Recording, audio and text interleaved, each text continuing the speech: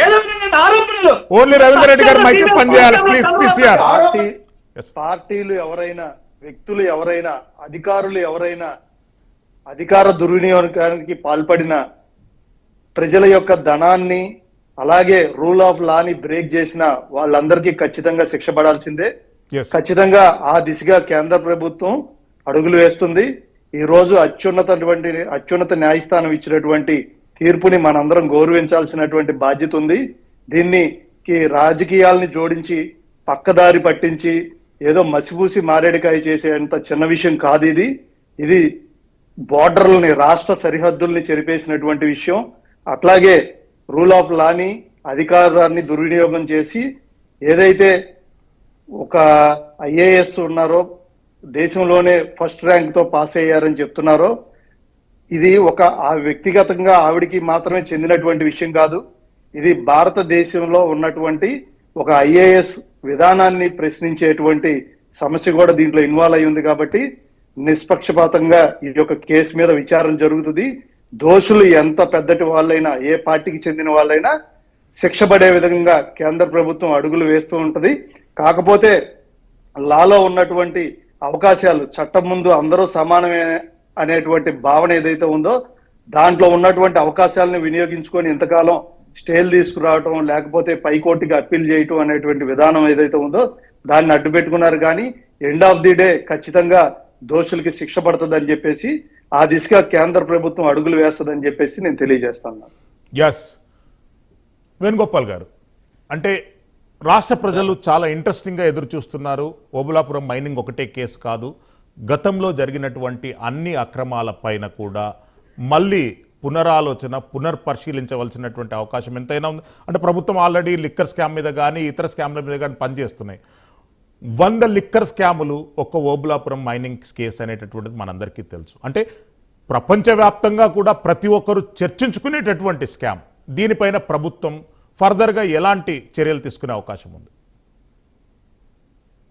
ఖచ్చితంగా ఈరోజు ఏం చేస్తున్నాయంటే కొంతమంది నాయకులు న్యాయస్థానాన్ని ఎక్కడ లూప్ హోల్స్ ఎత్తుక్కొని ఆ లూప్ హోల్స్ ద్వారా కాలయాపన చేస్తూ ఈరోజు 15 సంవత్సరాలుగా విచారణకు రానియకుండా చేసుకునేందంటే శ్రీలక్ష్మి గారు. ఇంకా ఉన్నత స్థానంలో ఉన్న వ్యక్తుల పరిస్థితి ఏమి? ఇప్పుడు సురేష్ అంటున్నాడు, జగన్మోహన్ రెడ్డి గారు 15 సంవత్సరాలుగా ఏమన్నా ఒక దాంట్లో శిక్ష పడిందా, దోషం చెప్పారా? మీరు ఏ విధంగా జగన్మోహన్ రెడ్డి గారిని దోషం చెప్తారు అనేసి. కరెక్టే, అదే ఈ రోజు న్యాయస్థానంలో ఉండే లూప్ హోల్స్ ని పట్టుపెట్టుకొని ఈ రోజు విచారణకు రానికుండా చేసుకొని ఈ రోజు తప్పించుకున్నంత మాత్రాన అవ్వదు. అది ఖచ్చితంగా భగవంతుడు అనేవాడు ఉంటాడు. తప్పు చేసిన వాడు ఎక్కడో ఒక చోట దొరకపోడు, ఆడ ఖచ్చితంగా శిక్ష అనేది పడుతుంది. ఆల్రెడీ చూసాం. ఈ రోజు వైఎస్ఆర్సీపీ ప్రభుత్వంలో ఏదైతే అధికారులు, ఐఏఎస్లు, ఐపీఎస్లు, రాజకీయ నాయకులు జైలు చుట్టూ, కోర్టు చుట్టూ తిరిగి మళ్ళీ ఏదైతే ఉమ్మడి రాష్ట్రంలో ఉన్న కాంగ్రెస్ పార్టీ చీలిపోయి ఈరోజు ఆ కాంగ్రెస్ ఏదైతే ఆ రోజు రాజశేఖర రెడ్డి గారికి సపోర్ట్ చేసిందో ప్రతి విషయంలోనూ, అదే విధంగా భారతీయ జనతా పార్టీ కూడా ఏదైతే అతని పేరు ఓబ్లా మైన్స్ అధినేత అతన్ని ఏ విధంగా గాలి జనార్దన్ సపోర్ట్ చేస్తూ వచ్చాయి, ఈయన కాంగ్రెస్ సపోర్ట్ చేస్తూ వచ్చాయి. ఆయన మళ్ళీ ఆ బీజేపీ నుంచి బయటకు రావడము, మళ్ళీ ఆయన పార్టీలు పెట్టడము, ఆయన శిక్ష పడడము, ఇట్లా రకరకాలుగా జరిగింది. కానీ ఇక్కడ ఒక రాజకీయ పార్టీని అడ్డం పెట్టుకునేసి శిక్షల నుంచి తప్పించుకునే ప్రయత్నం, న్యాయస్థానాల్లో ఎక్కడ లూప్ వస్తుందో ఎత్తుకునేసి దాన్ని బయట పెట్టి చూడడం. 5 సంవత్సరాల్లో ఈ రోజు కూడా నేను బిజీ, నేను ట్రైల్కి రాలేదని జగన్మోహన్ రెడ్డి గారు చెప్పారే కానీ ఈ రోజు ప్రజలు నన్ను నిర్దోషిగా చూడాలి అని కానీ పోయి విచారణకు కానీ యాక్సెప్ట్ చేసి పోయినుంటే ఈరోజు దోషి అని నిర్దోషిని చెప్పుకోవడానికి ఆయనకు ఉంటుంది. కానీ అది లేట్ పిటిషన్లు వేసుకొని ట్రయల్ దాని టైం తీసుకొని 15 సంవత్సరాలు గడిపిన దాని వల్ల ఇంకా దోషి అంటున్నారే కానీ కేసు. సురేష్ ఒక నిమిషం ఉండు, నువ్వు మాట్లాడే ఎఫ్ఐఆర్లు అయినాయి, చార్జ్ షీట్లు అయినాయి, నువ్వు నిర్దోషులు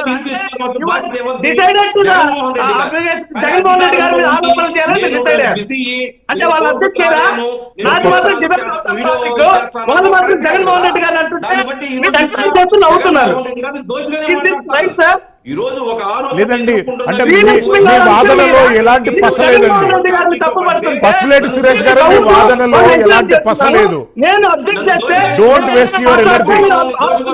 ఆ కేసులో మనం బయట డోంట్ వేస్ట్ యువర్ ఎనర్జీ అండి, మీ వాదనలో పస లేదు. చాలా బాగా చేస్తున్నారు సార్ డిబేట్. మనం Yes. నిర్దోషులుగా చూస్తారు. ఆయన పదే పదే శ్రీలక్ష్మి గారిని వదిలి జగన్మోహన్ రెడ్డి గారు చేస్తుంటే జగన్మోహన్ రెడ్డి గారు ఎక్కడ దోషగా తెల్లారు? 15 సంవత్సరాలుగా సిబిఐది తప్ప ఈడీది తప్ప 15 సంవత్సరాలుగా ఈడీని ఏమైనా ఆపామా? సిబిఐని ఏమైనా ఆపామా? ఎక్కడైనా జగన్మోహన్ రెడ్డి గారు ఏమైనా ఆపారా? అలంకరణ చూపొద్దని ఏమైనా ఆపారా? ఎందుకు మీరు పదే పదే ఒక అబద్ధాన్ని నిజం చేయాలని నీచ రాజకీయాలకు తరలేస్తారు? అలంకరణలో ఒక వ్యక్తి మీద ఎంతసేపు పదే పదే అబద్ధాలు రుద్దుతారు? ఇక్కడ ఎక్కడ చంద్రబాబు నిశ్చితంగా ఆధారాలను దొరికితే సపోర్ట్ చేస్తారు. అయ్యా గాలి జనార్దన్ రెడ్డి భారతీయ జనతా పార్టీ నాయకుడు, మీరు ఆ పార్టీతో జతకట్టి ఈరోజు అధికారంలోకి వచ్చారు. వదిలేయండి, గాలి జనార్దన్ రెడ్డి భారతీయ జనతా పార్టీ కదా, మీరు ఆ పార్టీని వదిలేయండి. మీరు ఆ పార్టీని వదిలేయండి. గాలి జనార్దన్ రెడ్డి గాలి జనార్దన్ రెడ్డి దేశద్రోహి, గాలి జనార్దన్ రెడ్డి దేశద్రోహి. మీరు ఆ భారతీయ జనతా పార్టీని వదిలేయండి. మీరు ఆ భారతీయ జనతా పార్టీని వదిలేయండి. దేశద్రోహులను పెంచి పోషిస్తున్న భారతీయ జనతా పార్టీని వదిలేయండి. మీరు ఎస్ గాలి జనార్దన్ రెడ్డి Yes. దేశద్రోహులను పెంచి Please. పోషిస్తున్న వేణుగోపాల్ గారు, సురేష్ గారు, ప్లీజ్ కంట్రోల్. వేణుగోపాల్ గారు, సురేష్ గారు, ప్లీజ్ పెంచి పోషిస్తున్న భారతీయ ప్లీజ్. జనతా ఆనంద్ గారు, పార్టీని మీరు వదిలేయండి. Over to Anand. Only Anand గారు మైక్ పని చేయాలి ప్లీజ్. పీసీఆర్ ఆనంద్ గారికి ఇవ్వండి. ఆనంద్ గారు, తప్పు కన్క్లూజన్ పాయింట్ గా రాష్ట్ర ప్రభుత్వం